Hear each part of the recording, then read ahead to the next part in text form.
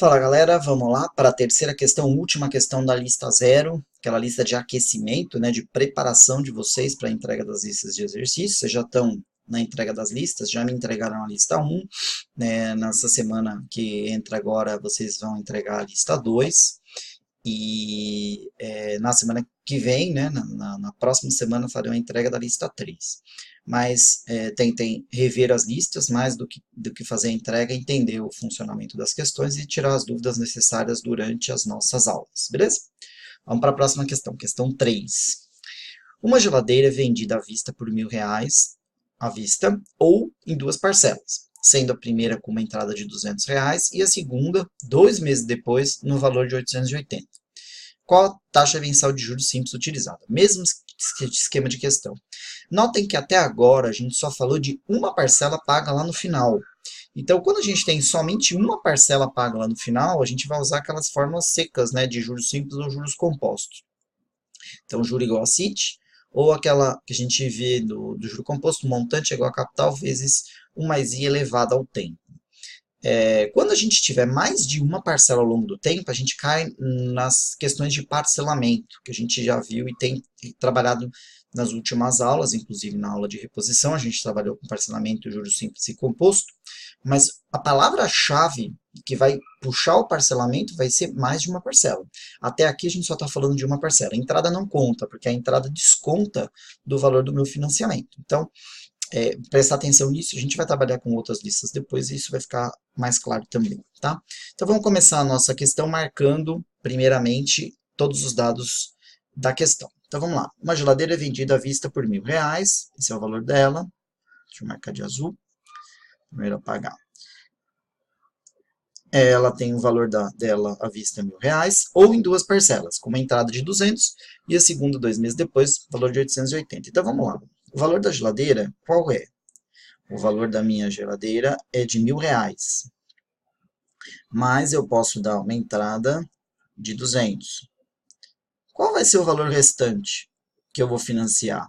Essa questão está até mais fácil, porque na outra eu tive que calcular o valor percentual.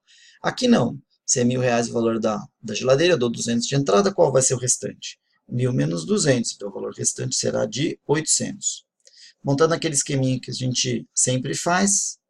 Então, o valor que eu vou financiar será de 800, que é o valor que eu tenho a pagar. Quanto eu vou pagar lá no final? Ele fala isso? Fala que a segunda é paga 2 meses depois. Então, transcorridos, né, depois de um tempo de 2 meses.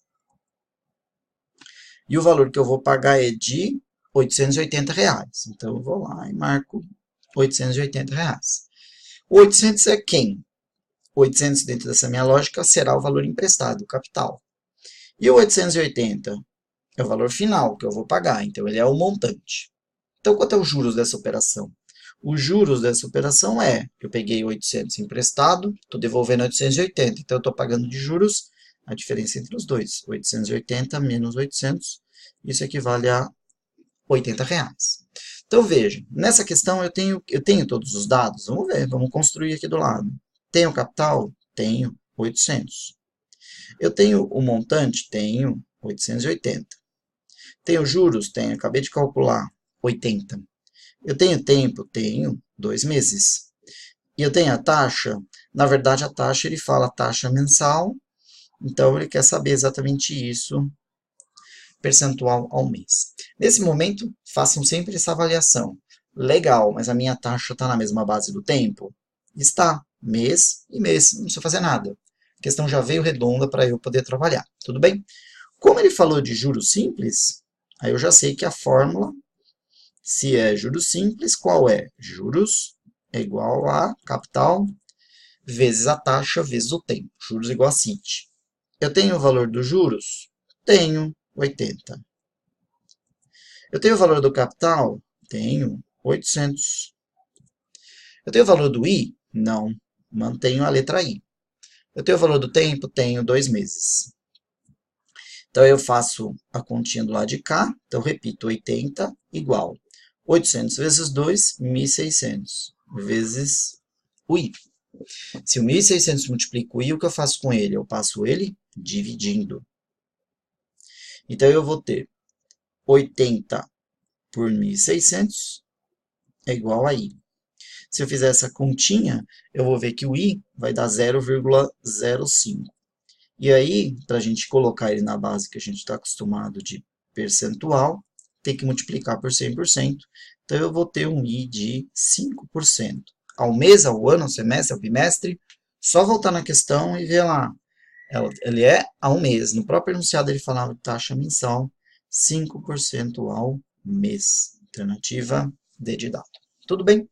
Gente, são 3 exercícios para vocês começarem a pegar o jeito e para perceber, na verdade a gente está explorando os casos mais difíceis, que são os cálculos de taxa, né?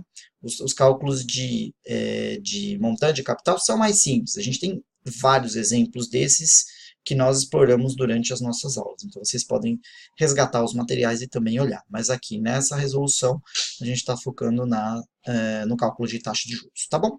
Então, beleza. Bons estudos para vocês. Nos vemos no próximo vídeo com a resolução da lista 1. Um abraço, até mais.